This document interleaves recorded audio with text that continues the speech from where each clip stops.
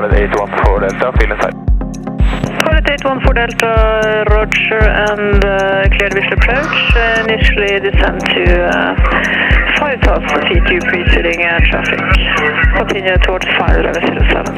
Continue final and 5000 feet, Pilot 814 Delta.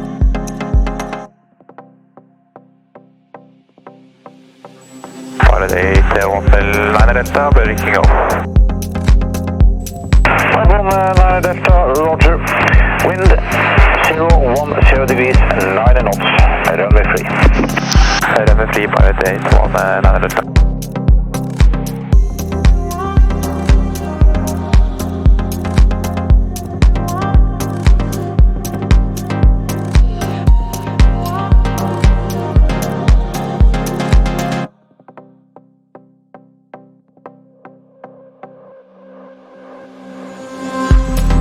Pilot 819 Delta, establish Værnes 76.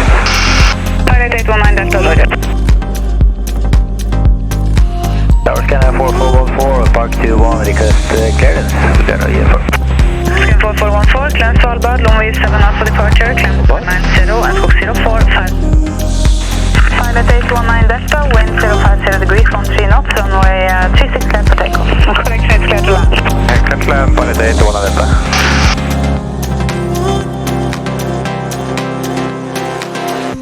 Pilot 819 Delta, behind the landing aircraft, taxi, line up runway 36 via Alpha. Line up and wait, 360 Alpha, Pilot 819 Delta. Pilot 819 Delta, wind 040 degrees, 14 knots, so runway 36 clear for takeoff. Runway 36 clear for takeoff, Pilot 819 Delta. Pilot 810 Delta, establish line 425. Connect, Mike 254.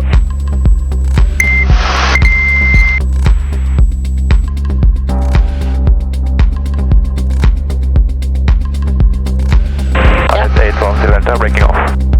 Pilot 810 Delta, roger. Pilot 810 Delta, wind 310 degrees, 4 knots, runway 29, clear touch go. Runway 29, clear touch go, Pilot 810 Delta. Pilot 819 Delta, establish RMP Yankee, runway 02. Pilot 819 Delta, roger, to mark 021. Copy. Pilot 819 Delta, wind from 010 degrees, 9 knots, runway 3. Runway 3, Pilot 819 Delta.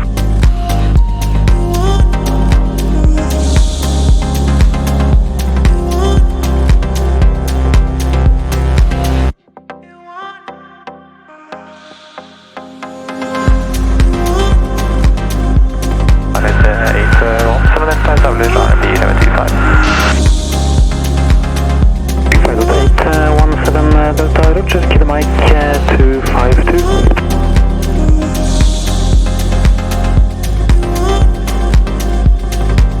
Pilot 810 Delta, established IMP 02. Pilot 817 Delta, direction finder withdrawn, the radar indicator on track. Leader is 8 Alpha number, departure time 50, contact Polaris control 126.45, så long og ha en fin dag. Hiding body 126.45. Pilot 817 Delta, wind 330 degrees, 5 knots, runway free. Runway free, Pilot 817 Delta.